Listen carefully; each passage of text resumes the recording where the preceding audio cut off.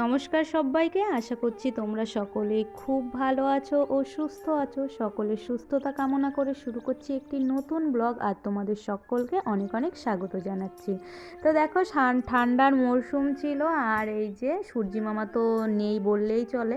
তবে খাওয়া দাওয়া তো আর থেমে থাকে না, তো সেই কারণেই দাদা বাজার থেকে মুরগি নিয়ে এসেছে।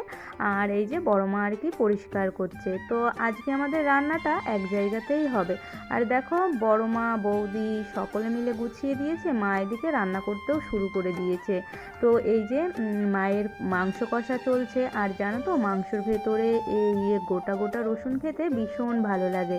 তোমাদের কার কার ফেভারিট গো জানিও আমার তো ভীষণ পছন্দের। আর তো মা মাংস রান্না করছে, আর এপাশে এসে আমি দাঁড়িয়েছি। আর এই যে আমাদের বাইরে যে উনুনটা করা হয়েছে ঘর ভাঙার জন্য, তো একটা বেশ পিকনিক ফিল হচ্ছে প্রত্যেক দিনই আর কি। মা রান্না করছে তখনই মনে হচ্ছে পিকনিক। ওই যে বাইরে রান্না করছে, সচরাচর তো আমাদের রান্না হয় না বাইরে, ঘরেতেই রান্না করে। তবে এবার আর কি শীতকালটাও পড়েছে আর ঘরটাও ভাঙা হয়েছে, সেই কারণেই রান্না বাড়ার তোড়জোড় বাইরেই চলছে।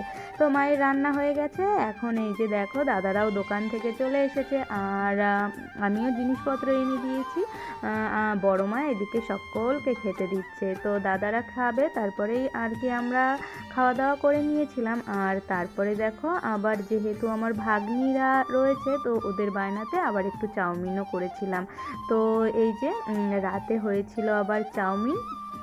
আর সব কিছু মিলিয়ে এতটুকুই ছিল আজকের ব্লগখানি। তোমাদের কেমন লাগলো তা অবশ্যই আমাকে কমেন্ট করে জানাতে ভুলো না। আর তোমরা কে কোথা থেকে আমার এই ব্লগটি দেখছো সেটাও আমাকে জানিও প্লিজ। সকলে সুস্থ থেকো, ভালো থেকো। আবারও খুব শিগগিরই দেখা হবে একটি নতুন ব্লগের সঙ্গে। ততক্ষণের জন্য আসি। আর নতুন বন্ধু হয়ে থাকলে অবশ্যই চ্যানেলটি সাবস্ক্রাইব করে আমার পাশে থেকো।